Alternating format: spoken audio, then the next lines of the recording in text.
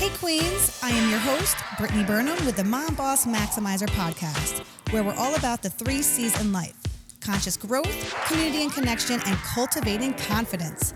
I'm a fierce 40-year-old powerhouse mom of 4, a lifestyle entrepreneur, successfully created a 7-figure brick-and-mortar business transforming thousands of women's lives through their health and wellness journey. I will be bringing you epic guests, inspirational stories, business and mindset tips to get us out of our own way and unapologetically take massive action. So get ready to maximize your life, smash through those self-limiting beliefs, and unlock your potential. Hi everyone, and welcome back to a very special episode of MomBoss Maximizer. I'm here with my new friend that I have been introduced to this year, and I'm so excited to have her on, and I am popping her podcast cherry, Christina Primero. Welcome to the show, MomBoss. Welcome. Thank you. I'm so excited to be here. Thank you so much for having me on. This is Welcome. Incredible. And I'm so happy to have actually finally met you and seen you in the world of, the Capital Region and all that you do, that amazing work, and meeting up with you and becoming friends with you. And now let's take it to the next level. We have a lot to go over. I know we've had a lot of just substance in the past couple months together. But I think, do you know what? I think we actually met were you at Angie's, her graduation party? Yes. Okay, so I was there with my mobile photo booth. Yes, but I don't think we actually met. My kids were the ones who were like running in and out of that really cool. What was that? That's a 1974 horse trailer that I converted into a mobile photo booth. So it was great for like barn weddings, all of that sort of thing. So cool. Yeah. And I still have those pictures with my girls. It was so much fun. They're incredible. Those are my favorite memories of things like that. Does everyone say that to you? Yes. Yeah? Yes. And that is why what I do is so amazing, because we get to capture moments and people get to keep that forever. And that one was a digital booth, but we also do print booths. So with that, you have that nostalgic print, which is a beautiful keepsake, and people get to have that, and then also it's preserved in history. Oh my gosh, I love it. We're going to get so much more into what you do, all the personal and professional stuff.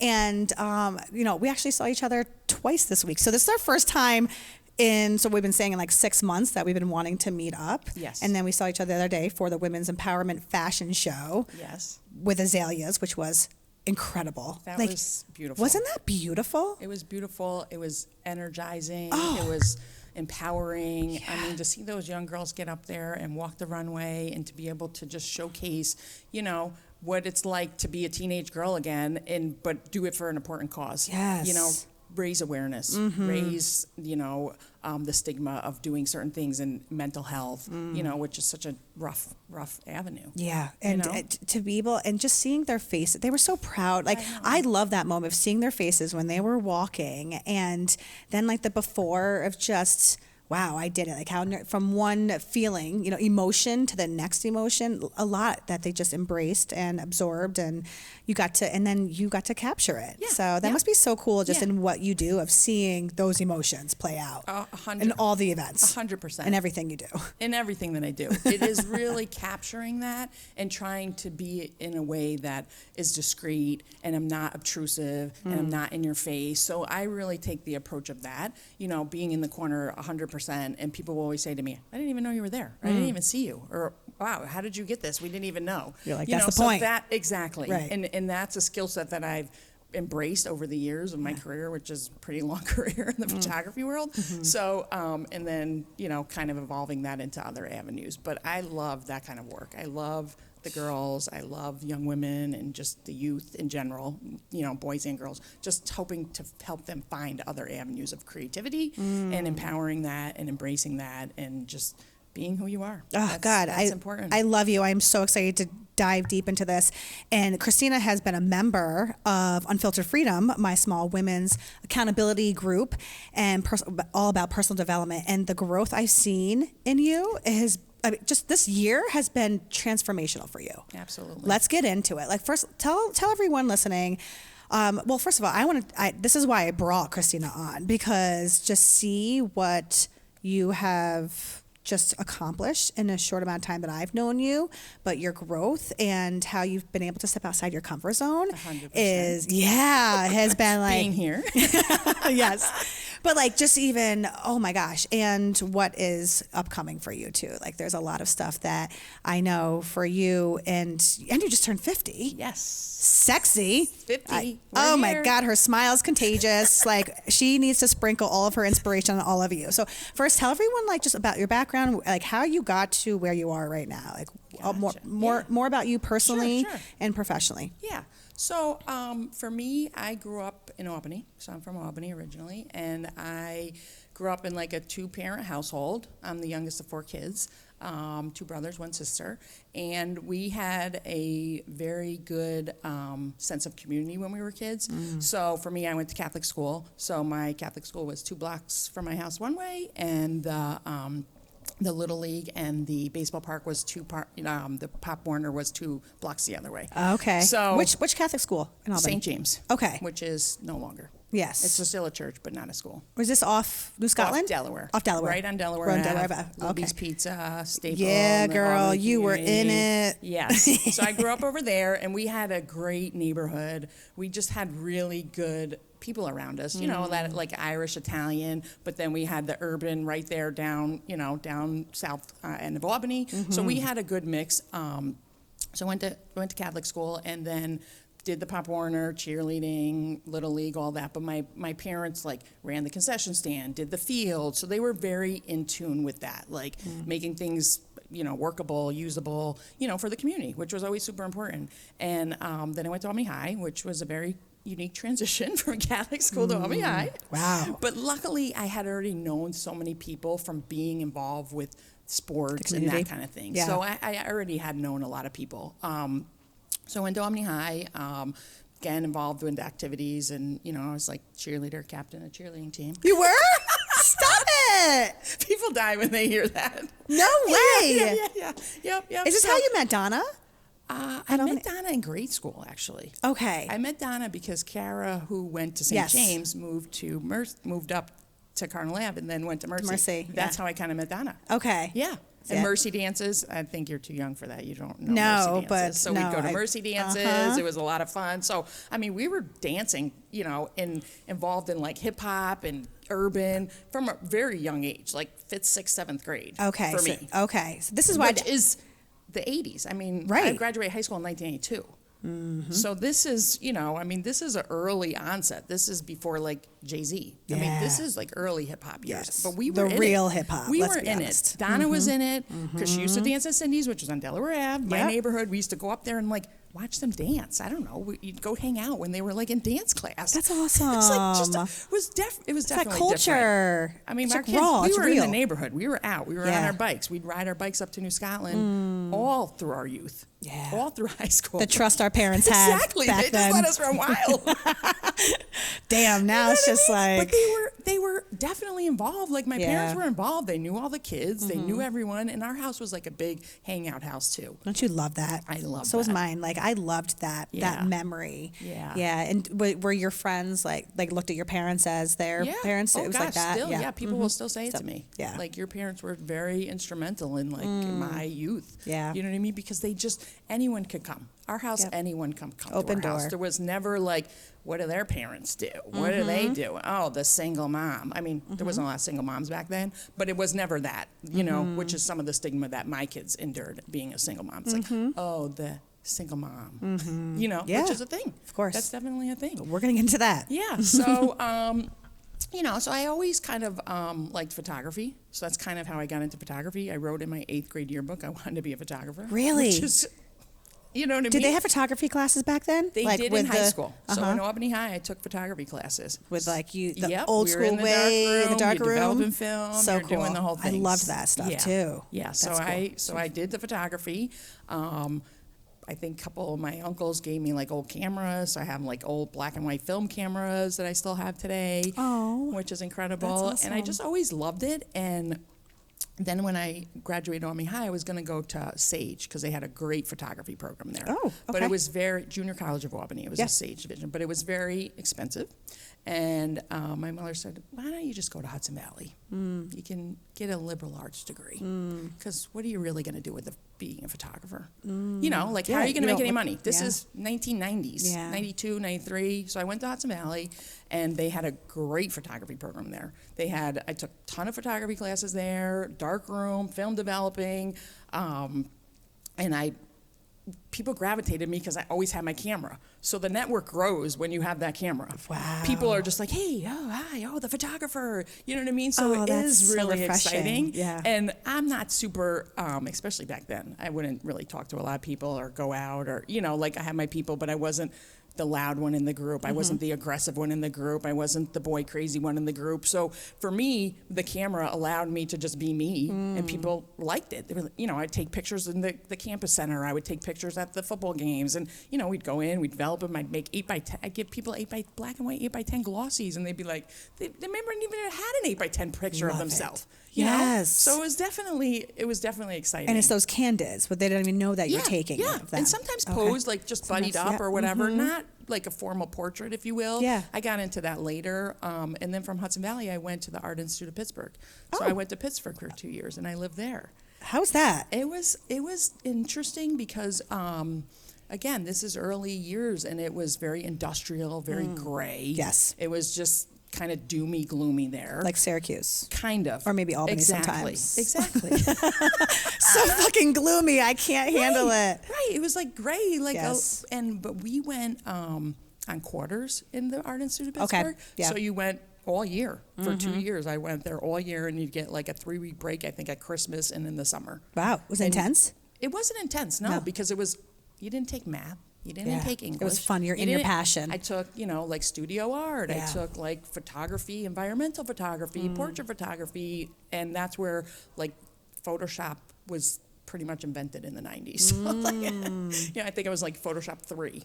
Wow. I don't even know what they're up to now, but it's called Creative Suite because they just keep adding things. I mean, there's so much to it now.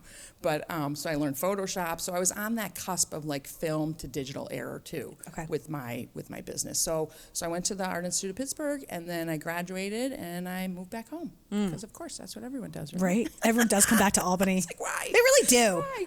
No, Albany is actually great, and it's been great. It is, and it's very family. Me. I say it's the same thing. When people hate on Albany, it gets me upset because there's so much culture here. There's so much historical, just like emotions here that people and it's more than. I mean, I think of the capital region when I think of Albany too.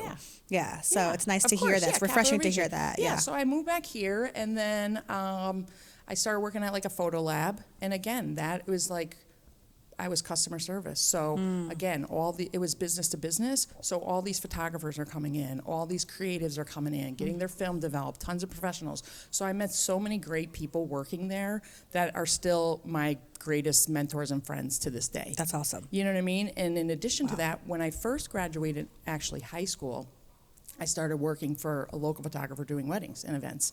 So, I mean, I've been doing events for 30 years now. Wow. Because I was an assistant for a wedding photographer, and it was amazing. I learned so much from an early foundation, early years. You have seen it evolve. Yeah. Like the digital technology, right. Like you have been in it. Yeah. Oh, I have so many questions. Keep going. Sorry. Yeah. So I started doing that, and then when I moved back home, I worked at this photo lab, which was great. And then like that was business to business. So they did like a lot of trade show stuff. Okay. So exhibit stuff. And that, again, grew my network. And in 1989, I got pregnant for my daughter.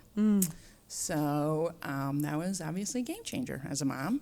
And I also was scheduled to photograph. So in 1998, I started my photography business, Christina Primero Photography. Okay, I was just going to say, so you had your business when you had her. Correct. So the MomBoss title started in 1999. Yes. Shit, you better take some lessons right now, ladies. This is where it begins, right here. Yes. Wow. So in 1989, Skylar's born, and me and her dad are together, and we had like an apartment or whatever, and then things are fine. A few years later, 2003, I have my son. So I'm doing the business. I'm working at the photo lab. Now I have 2 kids. I say, I'm just going to go full-fledged into this. Nice. So what made you take that risk? Well, now I have 2 kids.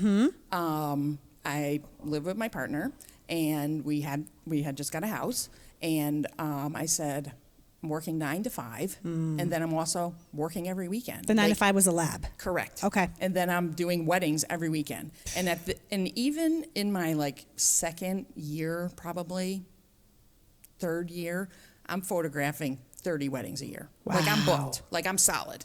Wow. Yeah. Because in the community, it's like, oh, you're booked? Call Christina. Oh, I can't do it? Call Christina. So the network was really good from the very beginning in terms of like showing up, being reliable, obviously being a good photographer, knowing how to, you know, and this is shooting weddings on film with this, with a 2.25, if anyone techie, 2.25 Hasselblad film camera. So with this giant flash. And you had a pre-focus, you can't see, it's all manual. Like this is hard. Like harder than what people, they have no clue. Yeah, you have to know what you're actually doing. John back there is like, he's like, you cannot just estimate, and there's no screen to look at. So you have to know your composition, you have to know your lighting, you have to know your f-stops, all of it. So you have to know all of that to actually take a picture on film. Oh. So I'm photographing weddings, everything's going great. My son's born in 2003, and then, you know, I have 2 kids. 2004, the tsunami hits. Oh. So my yes. No, not actual tsunami. No. Oh no, I was thinking like no, I'm sorry. No. My bad. So the tsunami, the tsunami, personal tsunami. I was my like, personal pivot. Yeah. So here it is. Here it is. So my kid's father gets arrested for selling drugs. So that was the big pivotal moment in my life. Oof, so so we're living together. I have 2 kids, and it's like a whole court battle for like 2 years, and he gets sentenced to like 7 to 10 years. Wow, that's deep.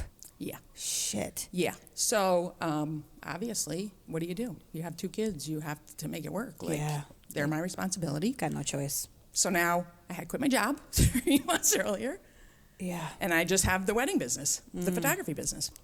So from there, I say to myself, okay, well, what are you going to do? You got 2 kids that are really dependent on you. My son was 3 months old. Wow. Was a baby. I was just going to say how. Right? Corey, right? So, yeah, Corey. Yeah. I was just going to ask how. Yeah. So he was 3 months have old a when newborn. he got newborn. Yeah, I have a newborn when this happens. Okay. And we don't really make that many adjustments in terms of like planning what we're going to do when this happens or when you know, inevitably get sentenced to prison. So so he leaves, and I'm left there with 2 kids, a house, all of it. Everything.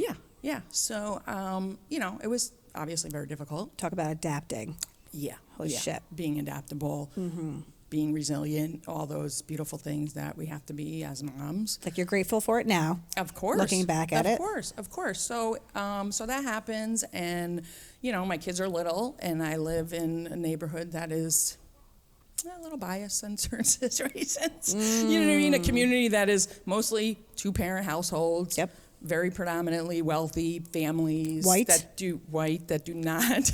I'm just gonna say it. Yeah, that do not. We got brown babies here, guys. That's what's happening here. So it's like, you and know, it's different back. It is like the 20 stigma years of like later. the single mom with the black kids that the dad's in prison. That's the stigma. That's like, that's hey, my kid's youth. Come and judge me right now. Right. Right. Obviously, my kids found their people. I found my people in that community. There were a lot that were very gracious to me, very including, always included me, invited me, which was amazing. Yeah. You know what I mean? So there are a core group of women over there that I'm very appreciative to this day. I love it. See, like you're just getting filled up. It's like this is what happens when you just resurface those emotions. Were you and their father, like, was this a time where were you guys like tight? Were you good with your relationship, or did this really separate you? It definitely separated us because after like a year, I said, I'm not doing this. I can't do this. I need to have a life that I can know that I can do it for myself. So we separated ties. It was obviously not easy. Yeah. And you know, I always included him or whatever. He wound up serving. I was just going to ask, how long? He wound up serving, I think it was like 4 years. Okay. Because what happened was, at that point, I said, you know, I was freelancing, I was working for other people, I was working for other studios, other photographers, just to make money, extra money as a freelancer. So I was already kind of in that network, but I said to them, I didn't have health care. I was paying like $800 a month in health care as an own person, as an independent freelancer when you have your own business. And this was 20 years ago. Correct. It was that expensive. Correct. So I said, with that working at the photo lab, I had met so many amazing people. I always said, hey, there's state photographers, right? I always say, hey, when if those state jobs comes up, I would be interested. So in 2007, I think, 2007, someone reached out to me, hey, we're looking for a photographer, are you interested? I said, yes, I am, because I need health care, I need stability, I need income, I can't be gone whenever, because now I need childcare. And insurance. Shit. I mean, you just need all of these things that as an adult with kids, they're the responsibility. Like, you have to figure it out. So I actually started working for the New York State Senate, and I mean, that job is incredible. So I'm a photographer there, and I'm still there 16 years later. But the work we do there is just so important that it really is exciting. Oh my gosh. So two things. Yes. The fact that I can see your face lighting up, that you still work. So you're there 16 years and you're still that passionate about it. Yes. Says so much about you and what you're doing. So please share like why you love it. What does it look like? So for the most part, for many of the years, it was taking pictures, documenting what goes on there. I always relate it to, if you go to like the Times Union this week at the Capitol, that's what we do. We photograph press conferences, we photograph people coming to visit, obviously session, debate, any other things, rallies, all that kind of thing. But in the last 5 years, there's been administration change. So my job now, I'm the Deputy Director of Media Services at the New York State Senate. So my job there, I oversee the photography unit, and we also do a lot of social media content creation, which really is exciting work. So we get to pick like core issues that our administrators are working on. So 5 years ago, the first woman who is Black was elected as the leader of a majority conference in New York State. So she is amazing, and she is technically my boss, if you will. That's great. Wait, did you just share this on LinkedIn? Maybe. I think you took a picture. You're like, that's my work. Oh yeah. Was that her? Yes. Okay. Yes. I do my research before I have my guests on, and I saw that. So okay, so you're like in there. You get to hear and experience it all. Yes. That's I mean, so people cool. only wish they could get in the rooms we get in. Yeah. As the photographer, because we get into every room. That's so cool. Yeah. So we what is get to see and hear, but yeah. obviously what we see and hear is extremely confidential. So we don't, and that's how you get longevity, by not going out and being like whispering what you just seen and heard in whatever room it is. Right. You know what I mean? So, but we get to see, obviously celebrities come there and advocate. Like I think we had like Emma Stone last year. So she comes and we, people get to meet her, or, get a picture with her or something. I mean, we've had tons of celebrities come over the years. They actually did, all the Buffalo Bills staff came that saved Damar Hamlin, right? Yes. That's what they came. Those guys came and we honored them at the New York State Senate and the Assembly, because obviously what they did was so extraordinary. Wow. So we get to see people that come to the legislature, and they brought a whole team with them because they were advocating for other areas to be able to, carry the supplies or do the medical work that they did. Be prepared. Be prepared. Yeah, to be proactive. So we get people that come there all the time just talking about the advocacy or whatever their cause is. I mean, everyone has a cause. Oh my God, that's so inspiring. Yeah. See, someone like me who does not follow any politics, and I get intimidated by discussions by it, and I'm still very intrigued by it. Of course. But who never would have thought, and we're the Capitol. Right. So that's just like, it's for me, I feel like I'm ignorant because I'm not learning about that. Sure. But this is why I love this platform. I know. That you're able to share this and tell our listeners what's happening that's so positive and impactful in our community at the Capitol. And people should not be intimidated by politics, because everyone has a core issue. Everyone has a cause. Everyone is fighting for something, whether it is healthcare, whether it is funding for a program that you would like to have, or, even basic things like keeping libraries in schools. Like, that seems so basic to someone who grew up with libraries in schools, but that is on the forefront of something that could potentially not be there anymore. No way. You know what I mean? So Wow. it's just like being around it and seeing the people's passion, because everyone has their own story. We obviously know this. And sharing your story obviously gives you more power to be able to do things in a positive light. So, you know, like when on the national level, they overturned like Roe versus Wade. We actually did a video, and we emulated a lot of things in the video after, like, when the Chief Justice Brown was put in, you know, when she was elected, she did her portrait on this, like, brown background. So we had, like, the brown background as, like, one of the symbolisms of, you know, we had the lilies, you know, for the women. And then, you know, my daughter was in the video and she wore white for women's suffrage. So there's things that kind of go along, but that's probably one of my most favorite projects. Little bias again, because it was my daughter. Yeah, but it was so beautiful, and it was so beautifully done. And we have very, very creative people that work on my team, and they're awesome.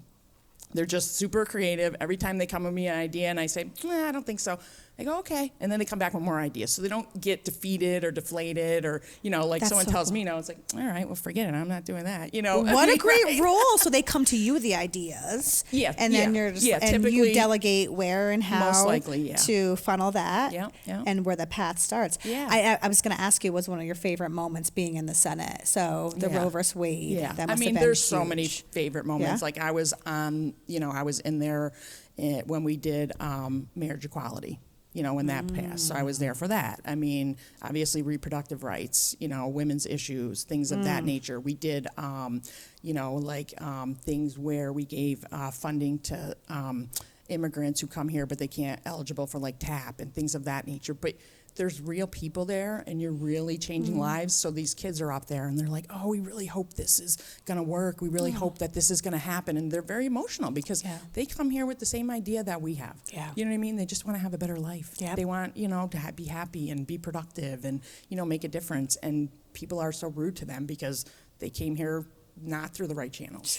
You know what I mean? And it's unfortunate. But because they have an opinion and they have a voice and they want to be able to use their voice. Yeah. I'm looking at this timestamp. Here we go, 25. Because I want to go back to that and use these clips because I love your passion when you're talking about it. Yeah. And that is, it's so important. There's so much that we don't know. No. And I encourage people to get involved even at their community level. You know what I mean? Yep. All politics is local. So Yes. obviously, you know, you have kids and it's like, oh, even with the basketball team, why didn't my daughter make the team? Oh, because so-and-so's daughter made the team. And you know what I mean? There's have a voice. Speak up. Absolutely. So there's so many things that you can do, and just maybe talk to your neighbor instead of letting them drive their car into the garage, put the garage down, and you never even see them in suburbia. I don't know. Yeah, no.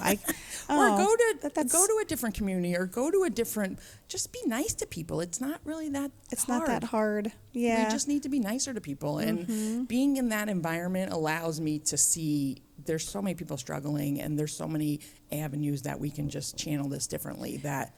You know. Do you have to be neutral with everything, or so? How is that when you're feeling strongly about a certain issue? Sure. How do you play a role in that? Well, for me, I try to navigate it in the sense I try to look at both sides of the coin. Like, there's two sides to every story. Yep. Your experience is very different than my experience. Your opinion, obviously, is based on your experience. So for me, my opinion is based on my experience. So I think that part of it helps me navigate it. Hey, I can be friends with you. You can be friends with me. We don't have to have the same views or opinions because that's what makes it great. Maybe if you listen to what I have to say and I listen to what you have to say, maybe we can come up with a solution that would help benefit people. Because that's really what you're trying to do. You're trying to benefit your people. I'm trying to benefit my people. So I try to navigate it in that sense. Yeah. I don't really get hyper fixated on one thing that one person said. And the discussion can be healthy. Because exactly. It can be healthy 100%. if they're willing to be able to accept 100%. That and be then ready I could for say, that. Yeah. well, I really don't agree with that. Yes. But okay.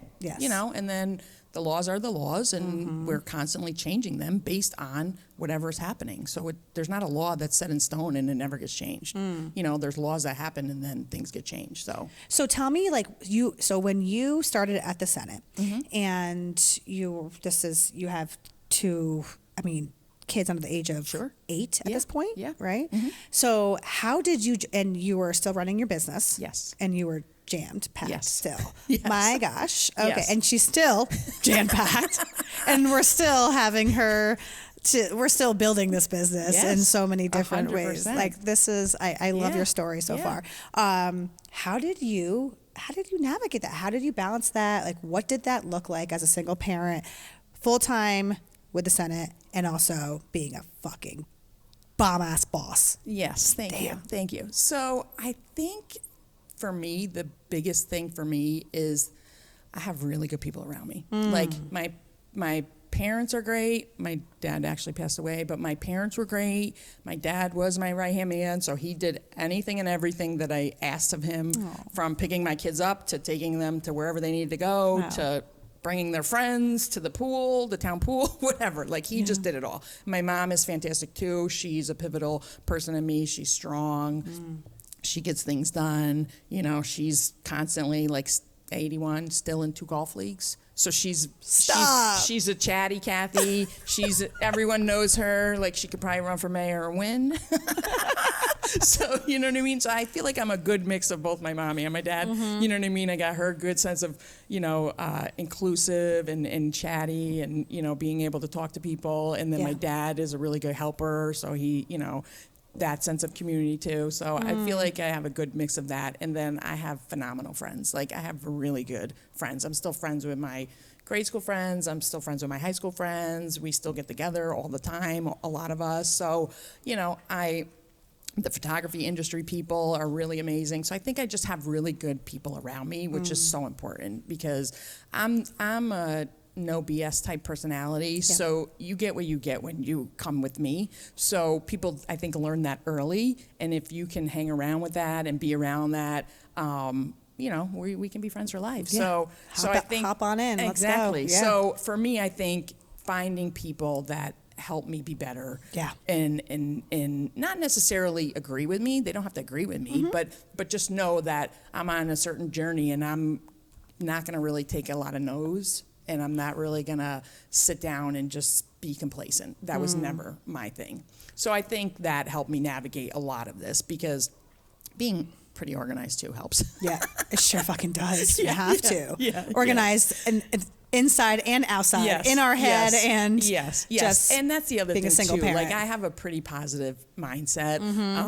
You know, we're obviously doing a lot of work with Unfiltered Freedom, but I've always been that personality. It was like, someone asked me to do something, I'm like, all right, yeah, let's do it. Let's figure it out. Yeah. You know, I'm not like, no, we can't do that. So I have always been that personality too. So it's that glass is like, half full, not half empty. Exactly, exactly. So that, I think, helps me navigate a lot of this. I can completely resonate. Just like as you're speaking, I even just go back to my own experience of starting Hit It With Britt as a single parent, and in a very, as you called it, tsunami type of situation.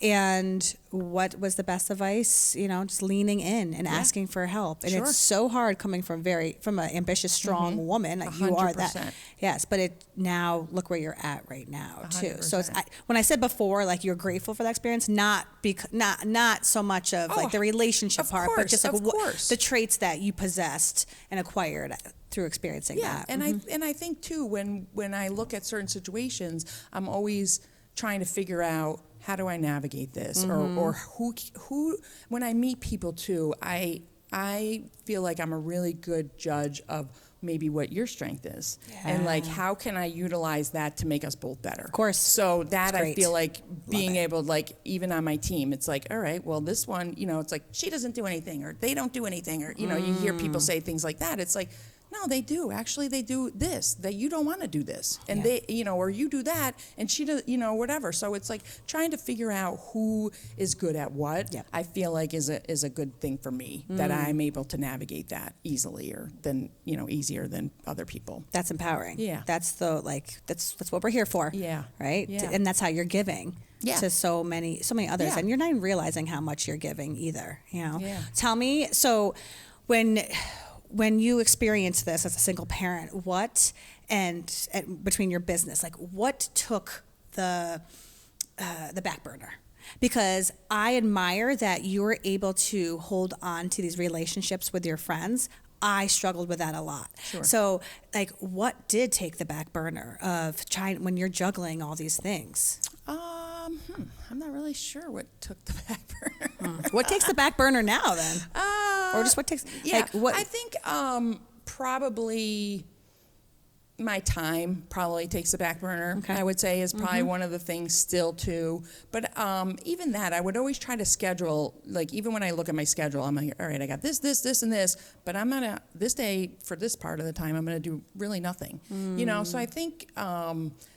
I don't know if anything really takes a back burner. I think I just adjust things depending on what the week looks like or the schedule looks like, or But going from my photography, working at the Senate, my photography wedding business did suffer. So probably at that point, it went from, like I said, I was still doing 30 weddings a year to now I'm doing 20 weddings to 10 to 5. You know what I mean? So that really did suffer. So at that point, people had asked me like about the photo booth. Now this is going from film to digital. So now we're in the digital era. Right. Okay. So now that's that transition. Yes. So I think probably the photography business is probably what took the back burner. Like learning the new techniques. So I started my business 2016, I think, the outside the box photo booth. Okay. So that year it was like, do you have a photo booth? Do you have a photo booth? And I had done these like makeshift kind of photo booths where you set up the camera, you give people this remote, and they would take the pictures on this remote, and then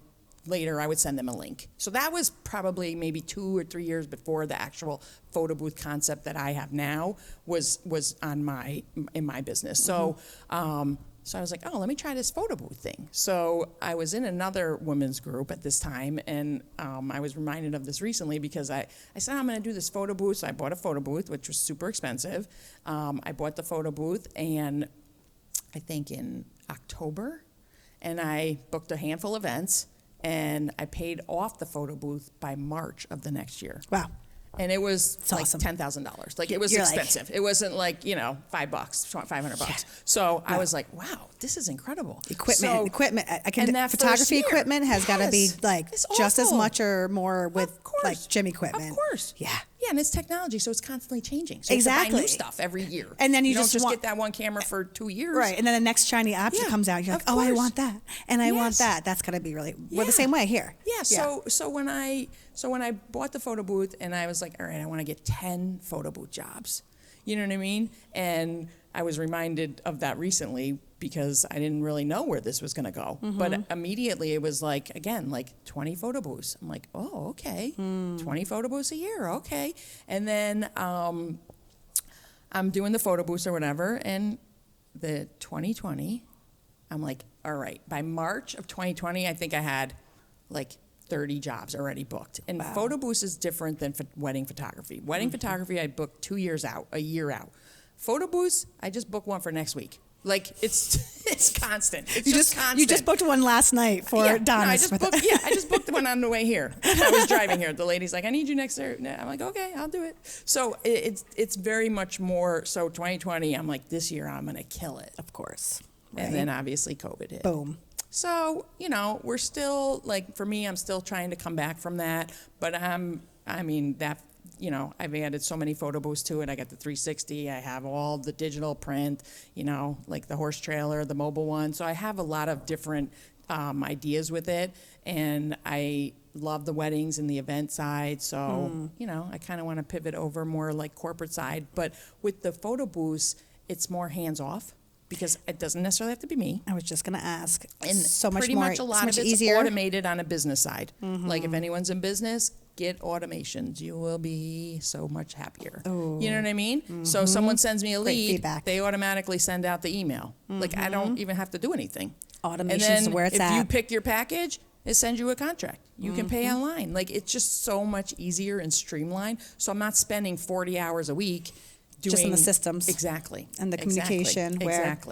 Exactly. Yes. And it's a lot different too with the photo booths. People see it, they want it, they book it. They know. There's not a lot of questions. It's pretty straightforward. It's like I'm not trying to connect with a photographer. Correct.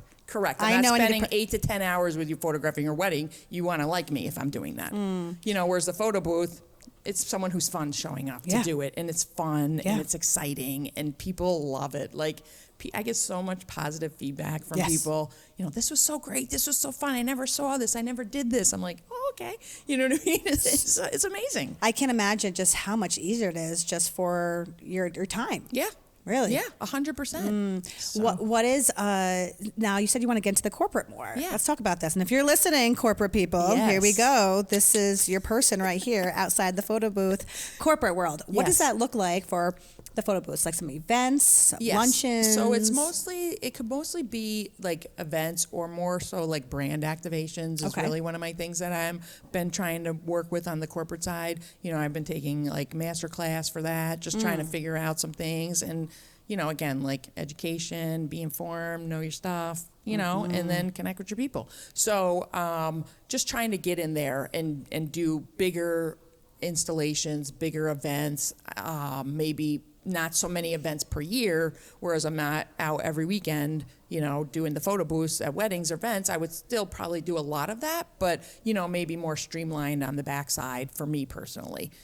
Other people can go out and run the event, the wedding events and stuff like that, whereas maybe I would concentrate more on the corporate side for me personally. So are you now so are you booked out for weddings? Mostly, yeah. Okay. 2024 we're in, yeah. And then people can reach out to you for the other, between the photo booth and the trailer and the 360. So how does that look? Do you have a team? And I do have some core people that I work with. No one really consistently. So I'll just get kind of like freelancers too. Okay. So like other photographers that do, the photo booth work or whatever, or want to run jobs or whatever. So tell me about these challenges of building a team in this industry. It's very difficult. Okay. Because we're a creative industry, someone creative wants to do their own ideas. Yep. So they might come and work for me for a year and then they're off on their own. I'm ready to do my own. And I'm a big proponent of that. I want people to be the best that they can be. Yeah. So I don't ever take that personally. Like I'm not like, oh, I just gave them all my information and I left. Like I've never been like that. So if you come to me, ask me questions, like I will gladly talk to anyone about anything, business, photo, photography, anything otherwise. So for me, I just look at it from that perspective. Like, but finding people that it's not consistent work. So it's not like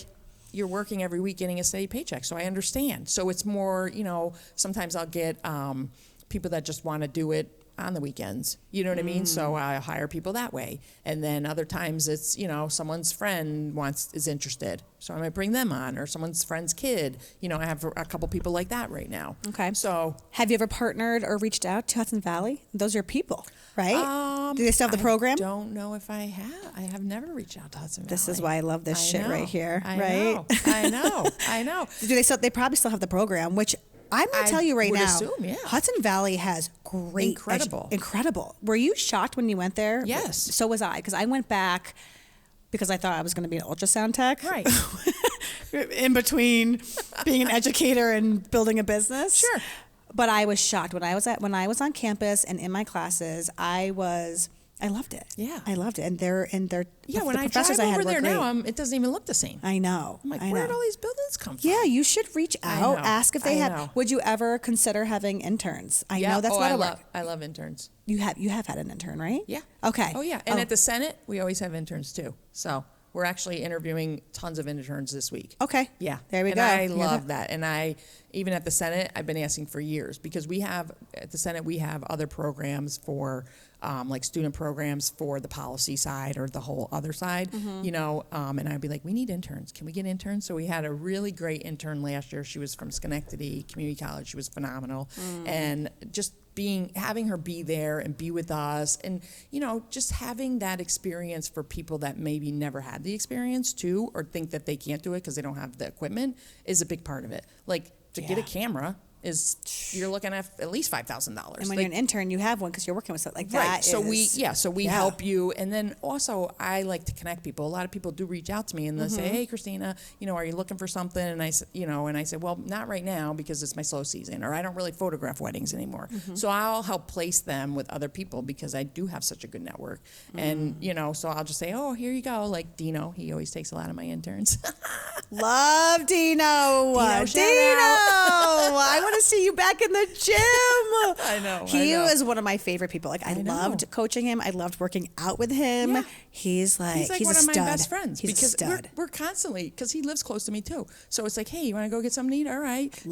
We're always together, and it's such a funny dynamic because we couldn't be more opposite on certain things. Please give him a hug for me. I will. Please. Of Okay, course. let's get into the photography industry here, like the local. Now, is it competitive? Is it supportive? Mix? How is the photography industry? I would probably say it's definitely competitive. Obviously, it's very competitive.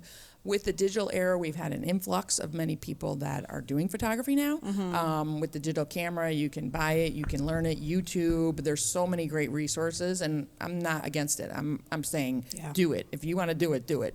But there's also a great community here. I mean, I have so many great people that I just, and they're, I went out to a thing a couple weeks ago. The age in the room was probably 70.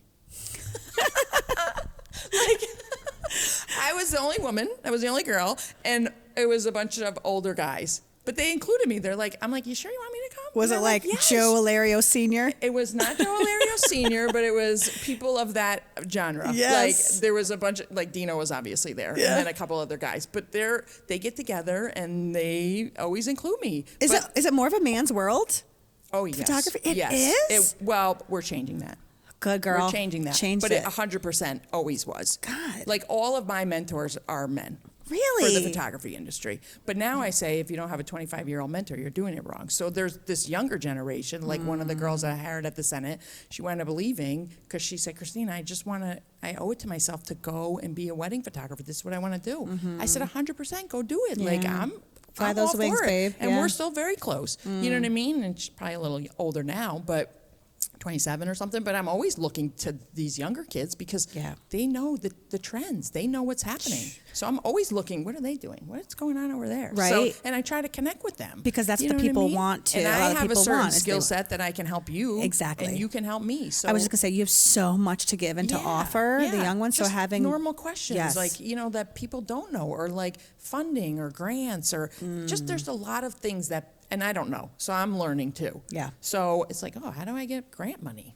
You know what I mean? How do I get this? Or whatever. So we were just talking about that in Unfiltered Freedom. Were you on that call? I was on that call. I think it was the last one. We were talking about to be registered as a women-owned business. Yes. And I actually reached out to Catherine, who was just here. We just recorded, and then to my friend Jess, who owns the Hot Yoga Spot. Okay. And I asked them both, are you registered for women? Right. And it's a lot of work to go through the SBA. It is a lot of work, but have you looked into it? I was MWBE. Oh, you were? I was. You were? And I let it lapse because I think it's like 10 years. So I did it. So share this, please, because so I love, because it. I have women who are asking. Yeah, so I did it. It's an in-depth paperwork, but I don't think it's paperwork. Okay. So just sit down and do it. Yeah. It's probably the mundane task of doing the paperwork. Yep. And that's it. And then same shit with doing once grants, you're in the program, they will, I'm pretty sure there's leads that you can look either on the website or certain things that you can do. I don't have a ton of information because I did let it lapse, but I've thought about looking back into it again. But I know we did pass legislation recently to make it easier to do. Okay. Yes. See? Oh my goodness. I am just so fortunate for this conversation. So the whole intention of being registered as a women-owned business is then to be in the pool to be able to receive potential grants. Correct. Okay. Correct. Or bids on jobs to get the jobs for states, which are state government.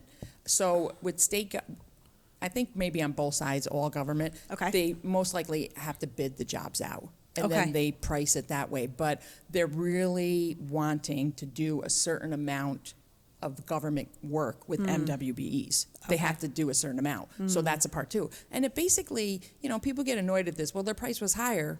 Yeah, but they got paid so low for so long because of the color of their skin, because they were women, because of these other reasons, because they don't have the network or they don't have the people. So it's leveling the playing field for everyone. It's not giving them more money, their price is higher. Yeah. It's compensating them for all the years that they didn't get paid. God, you have advocated for a lot between women and even your children who are of color. Of course. How has that looked? How have they, and I'm asking from a mama of 4 under the age of 10. I know. And we have had this conversation with them a little. Sure. Not that much. It's hard. And it started with their hair. Sure. And it started 100%. So, It's just help me. I know. And it's hard. And like, I love being in Colony because it is diverse. Yes. And it is suburbia too. Yes. So it's a nice mix. Yes. And there's a good acceptance. Sure. I would always encourage people, again, to like talk to other people, because someone is making fun of your hair because someone said that whatever that hair is not good enough, or someone said something about the hair. Probably a grown-up that is very uneducated. I'm just going to say that. So for me, navigating that was, it's very difficult. It's very difficult, and it's hard because they're your kids and you want to protect them. Mama bear. But they have to go out into the world, and they have to be around people that are always not very nice and that kind. So definitely my son was called the N-word many times. Really? And that is sad. At an early age, he didn't even know what it was. Oh. Kindergarten or first grade. No way. Why would even someone know that? Why would another first grader even know that word? So obviously this comes from parenting. Of course. We have to do a better job there. And for my kids, again, I have so many people around me that are so different and diverse, like, like someone like Dino, or, you know what I mean? And they even ask questions like, hey, what about this Black Lives Matter? What about, you know what I mean? And just educating them, like, even my own mother, you know what I mean? You have to, she grew up in a different generation, so educating her in terms of some of the things, like she didn't really understand Black Lives Matter, right? The whole movement or whatever, but like my kids wanted to go, and we marched in the one in Troy. Like they were in high school, weren't they? My son was in high school. Yeah. My daughter was in college, but we went down there. They made the signs. My sign is still on my back porch with all the names, and I'm sure there's 100 more names on it. It started with George Floyd, and there was probably 50 names on that sign then, and there's probably too many names on that would be on there now. Wow. You know what I mean? But, and my daughter was very, very emotional in that time, just because of the simple fact that someone could do that to someone because of the color of their skin. It just is so foreign to people like us that don't understand that, why there's so much hate inside of someone. It's very, very sad. And she was in Arizona. Yes. Right? Yep. So she was far. She was far. I think that must have been hard. It was on the later part of the year, so I think she was coming back home for the summer. Because it was also COVID time, too. Oh, maybe that's it. Right? Maybe she was. Yeah. She was still there during COVID, even though most of it was online. Yeah. And, so even just as a single white parent of two brown skin babies. No, I have to constantly remind people when they say things. So that is, I love when Joe has conversations about it, because he experienced a lot of trauma, because when being in Mississippi and being grown. So when he talks about it to the kids, my heart just, it just grows for him and for their love for the children, but they haven't asked about it much. So that's their innocence still. Yeah. And we just want to prepare them. We want to just protect them. Yeah. And I would just have those conversations maybe organically, you know what I mean? In terms of, and remind them that obviously people are hurting, and even though they're mean to you, you should not be mean to them, which is hard, especially for little kids. Can be so emotional. You know what I mean? So we've just have a lot of conversations about it, and to all the parents listening, when they're in the car and their captive audience. That is my favorite time too.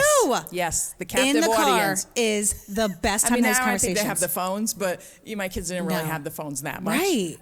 My kids didn't have phones till they went to middle school, which was 7th grade in our school district. So that captive audience.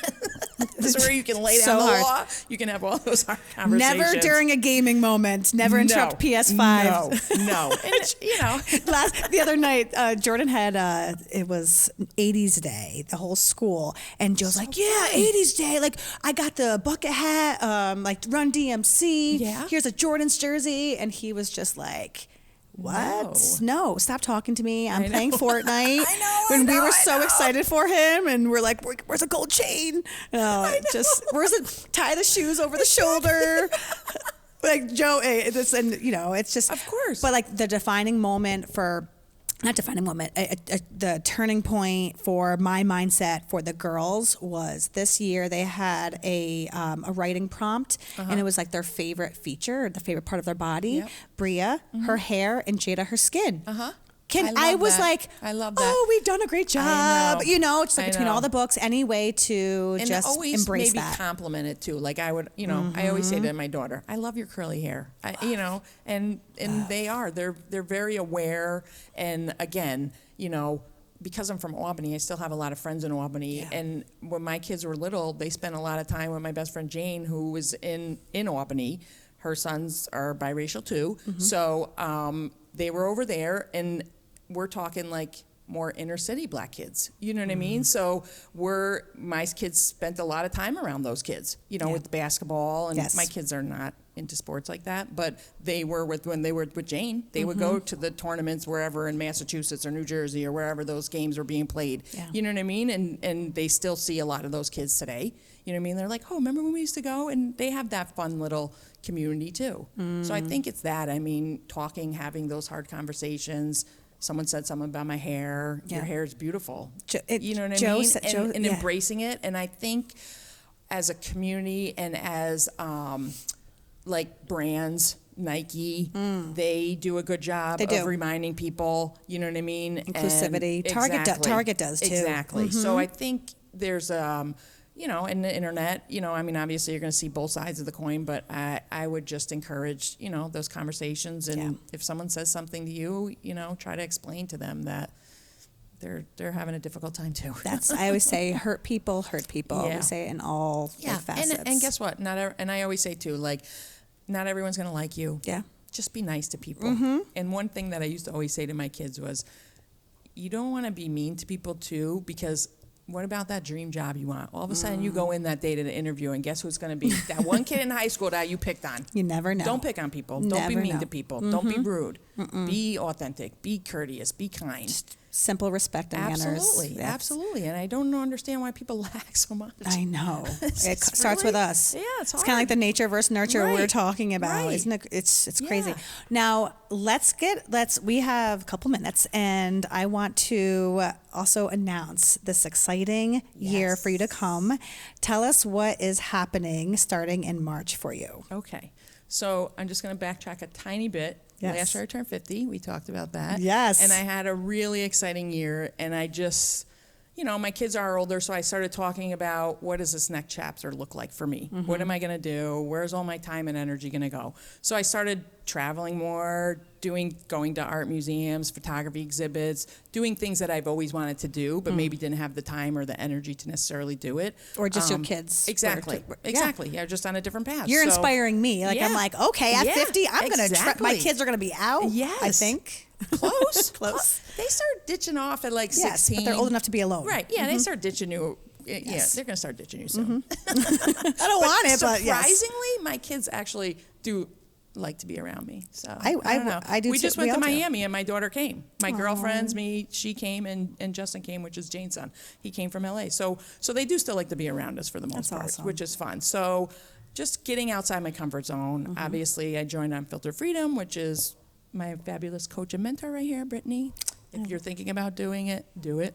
Oh, thank you. Do it. It's a great group of women, and just having those conversations is important, and being around people that have a vision and encourage you to chase your vision is important. So I love that. So I joined that, and then it kind of excelled this growth in me, giving me even a bigger voice, and obviously that was recognized by the community, and I will be running for Visionary of the Year for the Leukemia and Lymphoma Society for 2024. So that's in March 22nd.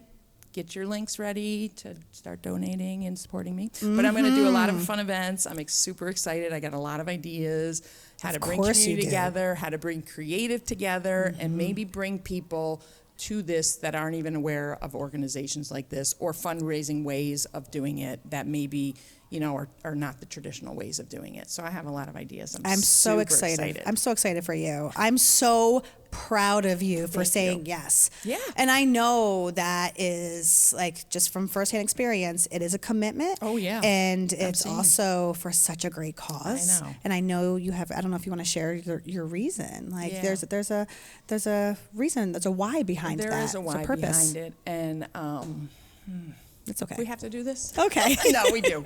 You're going to share it. No, I know. Eventually. So you can share it with, you can also share it with this link. A good part of my children's youth we spent with a family, the Goronsky family, and damn it. It's okay. I know. And unfortunately, my friend Jen was diagnosed with cancer in June, and she passed in November 2023. So brief. Too fast. 6 months. And I didn't even realize that it was happening like that. So, so I got this call. She passed away in November, right before Thanksgiving, and I got this call right in the early of December. So at first I was like, wait, this is so timing-wise and that sort of thing. And it's like to know that someone suffered and now they're, you know, these kids don't have their mom and they're super close family, to know that they could have benefited maybe some from research or hospital care or advocacy is important. So to bring awareness is always important. It's always important. So, yeah. You are here for it. Yeah. And there's so many stories, obviously, like that. Yeah. There's so many people that lose people. There's so many people, like my friend Jane, her dad had cancer too, so he passed of lymphoma. So there's definitely core. Obviously, we did a fundraiser earlier this year for Jack, who has leukemia. So there's like, and I've always been in the child cancer component of advocacy and donating my services and projects like that, because when people ask me for that, I'm like, of course. Yeah. I mean, it's kids with cancer. Like, how can anybody say no to that? Right. You know what I mean? It's very hard. Yeah. So Yeah. for me, I've always been kind of on that as one of my things that I like to champion for, or one of my things that I like to be involved with when people ask me. You know, there's so many causes, all great causes, so many organizations, but that was the one that I've gravitated over the years. I mean, I've done Dancing in the Woods, which raises money for the Melody Center at Home Med. I've done that this was my 31st year of going to that. Really? Yeah, Oh. because I used to photograph it with Joe, with Big Joe, Yep, back when I was first working with him. You know what I mean? So You're going to love this community. yeah. This is the one organization that I've just felt such a Yeah. connection with. Right. And I didn't have as strong of a purpose Right. as you have. I And know. you have such an incredible network Right. that you're going to make it fun. I and know. I am going That's to what I'm be excited for. rooting you the fuck on. Let me tell you, I cannot wait for it. I want to be sitting at your table, if not Yes. next to the table next to you. Yes. And since How many tables do I gotta get? exactly, because Gina had like 10 tables last goodness. year. They had like these signs of her face. It was so, but yes. it's a beautiful event too. Yeah. And that's one thing that I didn't get to experience because I did a COVID year. Oh, so right. now I'm like, this is such a, and the whole just the community surrounding and supporting it is Right. extremely powerful. So Yeah. you're in good hands Yeah. because and I love they're- that, bringing the sense of community together and bringing together people for obviously a good cause. Yeah. But let's make it fun and let's Yes. make it challenging and Yes. let's make it exciting. Yes. And no, I'm here for all of it. And I've already been, the wheels have been spinning since the day I said yes. I mean, Cool. the day I said yes, I was like, okay. You know, the first question was, what's the commitment like? Yeah. And Absolutely. they're like, oh, you can figure it out. I'm like, Maddie's yeah, awesome. Sure, I Yeah. can figure it out. They're gonna give you a mentor, and if they don't give, if it's okay. not me, then Okay. I was wondering I'm like, that. I got a lot was of waiting questions. for I was waiting for the email, and it's like, congratulations, Christina. I'm like, there it is. Yes. Yeah. Yes. So yeah, All right. you'll yeah, be getting. No, I'm excited, and I've already talked to a ton of people. Good. I've already been reaching out. I've Good. already been giving some really good pointers. I'm not sharing Yes. for my competitors, which I learned. Alex, I don't know if he formally announced, but Alex. Alec. Oh, Alec. Yeah, he goes to my gym. Yeah, he's. I was going to ask him to be part of my team. He's like, I can't. Oh yeah, because he's running. Yeah. Yes. So I don't know if he formally announced. I don't know. Oh, I don't I'm know. outing I don't him. know if he is, but I'm sure he told tons of people. Oh yeah, Of course. It's gonna be fun. But It's we a have some group. ideas. We have some ideas to him, me and him. I love it. I love it. Bridget, Murray, and Yeah. Zach and Maddie, they've done a great job Yeah. at the organization of this. So, all right, I'm going to end with, we're at an hour, but I'm going to end with a little bit of this or that. Okay. Are you ready? Here we Yes. go. Let's do it. Ice cream cone or ice cream sandwich? Ice cream cone. Ooh, okay. Sunrise photography or sunset? Sunset. Coffee or tea? Pepsi. Pepsi. Biggie or Jay-Z? Biggie. Family game night or movie marathon? Ooh, that's actually a hard one because my kids love the Harry Potter marathon, but I'm going to say game night. Okay. I'm gonna say game night. I've never gone to Harry Potter, so now you're making me want you're to gonna with my get into kids. it. Your kids are going to get into it. They'll love it. Networking brunch or empowering workshop? Workshop powering. Mentorship or collaboration? That's a hard one too. It is hard. I love both. I like a collaboration, though. I know. That's nice. Yeah. Because you can kind of mentor where you collaborate. And I know you, just in terms of anything with women and girls. Girls' Night In or Women's Empowerment Conference? Oh, I don't know. I love a girls' night in. And you love a good conference. I know. I made this one on purpose for you. Oh, okay. I'm gonna say girls' night in. What about the Women's Empowerment Conference and then Girls' Night In afterwards? Right. One I'm day. actually going to a strong women's photo booth conference in Las Vegas, and we do a girls' night out. Okay, there we And go. that's See, fun. we're tied it in. And it's fun. That's it. Last we year have to was go to Prohibition at the Speakeasy in the Mob Museum. Ooh. It was so cool. That's really in Vegas. It was cool. That's awesome. It was super cool. We've got to go to a conference together. I'm Yes. going to one in a couple of weeks in Scottsdale. Oh, are you Girlfriends the in mom? Business. Oh, okay. It was like sold out in a day. Sarah said like the mom one. Is Yes, gonna be, I wanted to go to that one, but it's Scottsdale's during. beautiful. Yeah, I'm excited. That's where Skylar lived in That's Phoenix. one of my intentions for 2024 is more Yes. conferences, Yes. more girlfriends. Give me Yes. one last thing, an intention for 2024, personally or professionally. Be more intentional. I love it. There she is. There you have it, everyone. Christina Primero, between her working at the Senate, photography, her own business, outside the photo booth, she is an inspiration. She's empowering me. And everyone around you. Thank you. Stay tuned for so much more This was awesome. of her just coming out. And thank you. I love you so much. you. I And love this you is the too. only beginning of our friendship Absolutely. and partnerships. 100%. Awesome. Thank you. This was incredible. You're welcome. I'm really proud of you. You did it. Thank you. Yay! I wasn't really nervous. Bye, guys. Bye.